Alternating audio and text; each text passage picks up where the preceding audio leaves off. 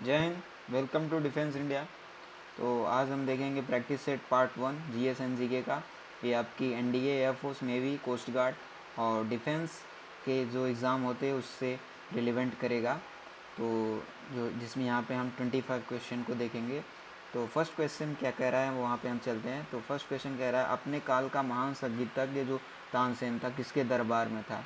तो हमें जैसा कि पता है अकबर के ही समय अकबर का जो काल था वो बहुत ही नवरत्न माने जाते थे। नवरत्न बीरबल, तानसेन और ऐसे ही जो हिंदी खड़ी बोली के माने जाते थे वो थे, ऐसे ही थे। और यहाँ पे हम ये देख सकते हैं अकबर और सेकेंड ऑप्शन था। और हम पहला और तीसरा और चौथे ऑप्शन को अगर देखें तो जहांगीर कौन था, अकबर का बेटा जो था वो जहांगीर था और जहांगीर का जो बेटा था वो शाहजहाँ।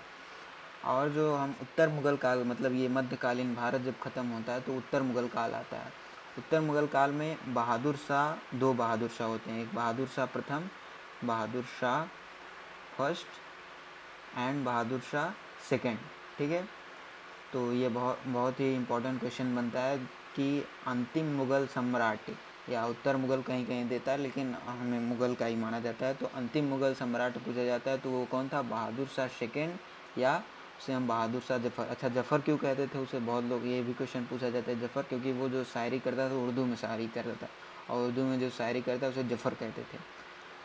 अच्छा, और एक क्वेश्चन और ये यहाँ पे पुटअप होता है कि इसे जो बहादुर शाह जफ़र था, बहादुर शाह जो जफ़र था उसे कहाँ भेजा गया था। मतलब जो 1857 की क्रांति हुई थी उसे अंग्रेज़ मुखबिरी मतलब इसे ही मेन पार्ट मानते थे। मेनली जो अलग अलग स्टेट से माल अवध या झांसी अलग अलग प्रांत में तो हो ही रहे थे, बट सेंटर जो मुग़ल का था वो ये कर रहे थे, लास्ट थे यही। तो 1857 में इन्हें कहाँ भेजा गया था ये भी क्वेश्चन पूछा। तो रंगून या यंगून, ये क्वेश्चन पूछा जाता है कि कहाँ ये भेजा गया था, रंगून या यंगून ये कहा जाता है। ठीक है। नेक्स्ट क्वेश्चन पे चलते हैं। रामचरित मानस के लेखक तुलसीदास निम्नलिखित में से किस शासक के समकालीन थे। तो मोस्टली अधिकतर ही देखा जाता है अकबर का जो काल था वो स्वर्ण युग में माना जाता है कि वहाँ पे जो रत्न थे, वहाँ पे रत्न माने जाते थे, जो 9 रत्न थे, बीरबल अकबर, यहाँ पे मतलब बीरबल ये तानसेन अकबर के समकालीन थे, अकबर के समय में थे। तो तुलसीदास भी अकबर के ही समय में थे। ठीक है। अच्छा, शेरशाह सूरी का एक देख सकते हैं, शेरशाह सूरी का कब था। तो शेरशाह सूरी जो हमें पता है हुमायूं वाला, हुमायूं की कहानी आपको पता ही होगा मध्यकालीन में, कि जब एक बार शेरशाह सूरी आया, क्या हुआ तो वो आक्रमण कर देता है। तो यहाँ पे उसने कुछ साल 1540 से कुछ लगभग सम टाइम तक यहाँ पे उसने अपना अधिकृत किया था, लगभग कुछ साल तक। फिर उसके बाद फिर मुग़ल का शासन आ जाता है। तो ये हम बाद में देख लेंगे, कभी अगर शेरशाह सूरी पे क्वेश्चन आएगा तो हम यहाँ पे बता देंगे। ठीक है। नेक्स्ट क्वेश्चन पे चलते हैं। अशोक स्तंभ को कौन सा सुल्तान दिल्ली लाया था। तो हमें पता है फिरोज शाह तुगलक, FST, ये आप याद रखेंगे, फिरोज शाह तुगलक। अकबर का राज्याभिषेक जो हुआ था वो कहाँ हुआ था, कालानौर में। ठीक है। किस सुल्तान ने सिकंदर की उपाधि धारण की, ये बहुत ही इंपॉर्टेंट क्वेश्चन है, एक बार एग्जाम में भी पूछा गया आपके। अकबर मतलब सिकंदर की उपाधि किसने धारण की, तो अलाउद्दीन खिलजी ने। ठीक है। निम्नलिखित में प्रमुख भारतीय नगरों में कौन सा एक सबसे अधिक पूर्व की ओर स्थित है। तो आपको इंडिया का मैप बहुत ही भली भांति याद रहना चाहिए, तभी आप एग्ज़ाम में मेनली एनडीए एग्ज़ाम के लिए आपको तो मैप, इंडियन मैप तो एकदम तगड़ा याद रहना चाहिए कि कौन सा स्टेट कहाँ है, कौन से बॉर्डर शेयर करते हैं। तो हमें ईस्ट में देखना है कि पूर्व में स्थित है, तो आंध्र प्रदेश हैदराबाद वाला हो गया तो ये होगा नहीं, मध्य प्रदेश भोपाल है, बीच में है कर्नाटक बेंगलुरु तो ये तो ख़त्म ही हो गया। तो उत्तर प्रदेश का लखनऊ जो है यहाँ पे पड़ता है ईस्ट में। सिक्किम से गुजरने वाला अच्छा निम्नलिखित में से किस एक से होकर गुजरता है, सिक्किम। सिक्किम का तो हमें पता ही है राजस्थान ही होगा, क्योंकि सिक्किम के स्टेट में पंजाब आएगा नहीं, पंजाब ऊपर है थोड़ा सा, आएगा नहीं। हिमाचल प्रदेश, जम्मू और कश्मीर की तो कोई बात ही नहीं है। हिमाचल प्रदेश तो इधर अपना जो यूपी का बॉर्डर ख़त्म होता है तो यहाँ पे आ जाता है, वो तो इधर चाइना और नेपाल वाले सट जाता है, तो होगा नहीं यहाँ पे। निम्नलिखित में किस राज्य से सीमा बांग्लादेश से नहीं मिलती। बांग्लादेश के लिए मैं ट्रिक बता देता हूँ, जो बांग्लादेश है ये हमारा पश्चिम बंगाल मान लीजिए, यहाँ पे असम ख़त्म होता है, ये बांग्लादेश हो गया। ठीक है। तो बांग्लादेश के लिए मैं एक ट्रिक बता दे रहा हूँ, कौन कौन से मतलब स्टेट जो हैं वो बांग्लादेश से बॉर्डर शेयर करते हैं। तो आप देख सकते हैं, अब मित्र में अ से असम, ब से बंगाल, मी से मिज़ोरम, त्रा से त्रिपुरा, मे से मेघालय, इतने स्टेट्स हैं जो बांग्लादेश से बॉर्डर शेयर करते हैं। तो पिछली बार एक क्वेश्चन भी आया था कि निम्न में से कौन सा राज्य था, मतलब उसे सेट करना था कि जो मतलब 3 राज्यों या 4 राज्यों से, ऐसा ही कोई क्वेश्चन था, मुझे याद नहीं आ रहा है, ऐसा ही क्वेश्चन पूछा गया। तो आप वहाँ से बांग्लादेश से रिलेट करके कर सकते थे। बांग्लादेश का अब मित्र में ये आप ट्रिक याद रखेंगे। तो कौन सा स्टेट हो गया, मणिपुर नहीं था उसमें, असम था, बंगाल था, पश्चिम बंगाल, मित्र मतलब मिजोरम, त्रा से त्रिपुरा, मे से मेघालय था। ठीक है। भारत में नई सहस्राब्दी के सूर्योदय की पहली किरण निम्नलिखित में से किस देशांतर पर देखी गई? तो सबसे पहले कहाँ देखी गई थी? 92 डिग्री 30 अंश पूर्व में, ईस्ट में देखी गई थी। ये आपका नेक्स्ट क्वेश्चन है, निम्नलिखित राज्य में कौन से उत्तर प्रदेश के सीमावर्ती मतलब जो सटे हुए राज्य हैं? तो आप देख सकते हैं, पंजाब तो होगा नहीं, पंजाब एकदम लास्ट में है, यहाँ पे पंजाब पड़ता है, तो पंजाब तो होगा नहीं। तो होगा राजस्थान, झारखंड एंड छत्तीसगढ़। ठीक है। अब नेक्स्ट क्वेश्चन में हम चलते हैं, भारत का जो भारतीय संविधान है वो किसने बनाया, वो पूछा जाता है वो किसने बनाया? तो संविधान सभा ने भारतीय संविधान को बनाया था। भारतीय संविधान की सभा की प्रथम बैठक कब हुई थी? तो हम सबको ये बहुत ही इंपॉर्टेंट क्वेश्चन है। 9 दिसंबर 1946। अध्यक्ष का भी क्वेश्चन आता है, देख लीजिए शायद सेकंड क्वेश्चन। हाँ, सेकंड क्वेश्चन ये, संविधान सभा का प्रथम अधिवेशन कहाँ हुआ था? अभी आएगा नीचे अध्यक्ष का। तो संविधान सभा का जो प्रथम अधिवेशन हुआ था वो दिल्ली में हुआ था। ठीक है। नेक्स्ट क्वेश्चन पे हम चलते हैं, संविधान सभा के उद्घाटन अधिवेशन की अध्यक्षता किसने की थी? शशिदानंद सिन्हा, सबको पता है ये।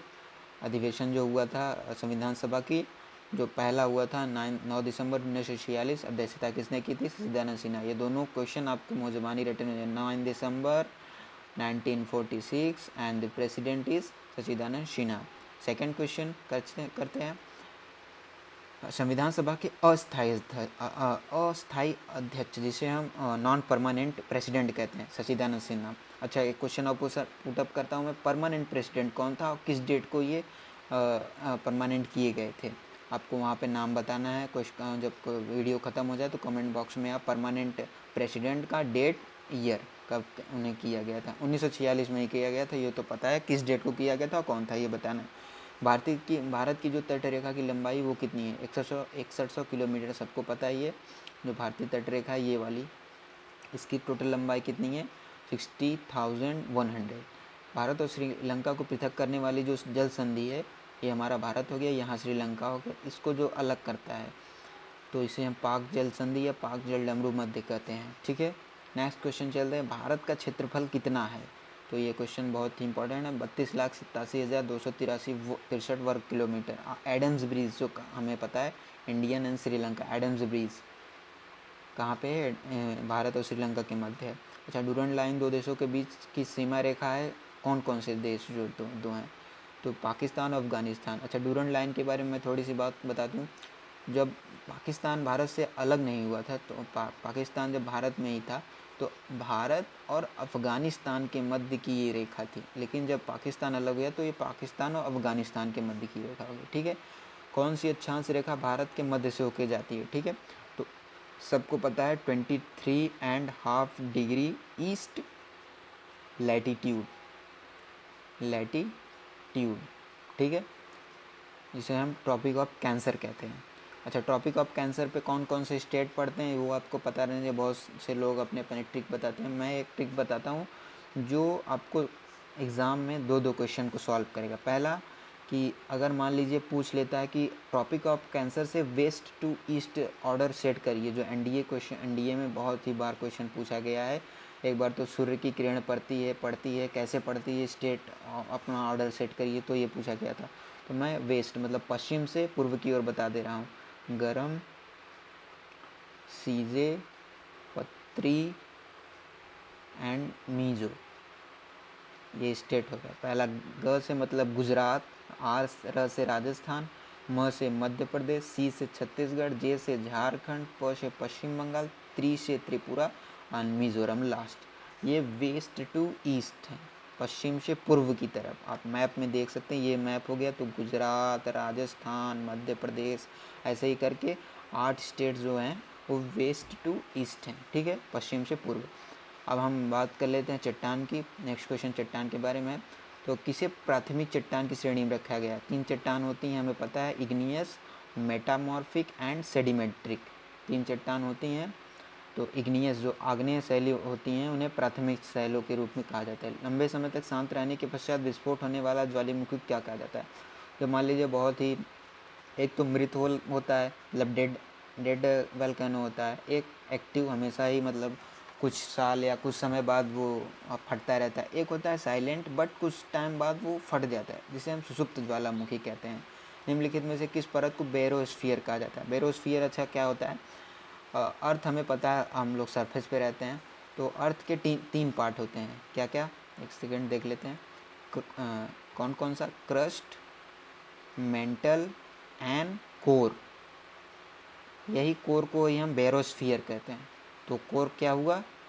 पृथ्वी जो अर्थ है उसकी इनर मोस्ट लेयर, आंतरिक, सबसे आंतरिक परत को ही क्या कहते हैं? बेरोस्फीयर, ठीक है। मेघ गर्जन वायुमंडल किस परत में होता है? क्या कौन सा होगा? ट्रोपोस्फियर। अच्छा ये बताओ, मैं एक क्वेश्चन यहाँ पे और पुटअप करता हूँ कि जो हमारे बादल होते हैं, जब ट्रोपोस्फियर से स्ट्रेटोस्फियर में जाते हैं उसे क्या कहते हैं? ये क्वेश्चन आपको, 2 क्वेश्चन मैंने पूछा है, आपको कमेंट जो बॉक्स होगा वीडियो जैसे ही आप ख़त्म करेंगे वहाँ पे आप क्वेश्चन का आंसर दे देंगे, ठीक है। एंड फाइनल, आपको मैं हर एक क्वेश्चन में मैं पूरी कोशिश करूँगा कि आपको एक्स्ट्रा नॉलेज जो आपके एग्ज़ाम से रिलेवेंट करेगा मैं बताऊँ। और आपको मेरा चैनल सब्सक्राइब करना है, मेरा जो ग्रुप है टेलीग्राम का वहाँ ज्वाइन हो जाना है। मैं इसकी पीडीएफ या कोई भी लेटेस्ट अपडेट या पीडीएफ क्वेश्चन मैं दे दूँगा, वहाँ पे आप सॉल्व करेंगे, ठीक है। ओके, जय हिंद।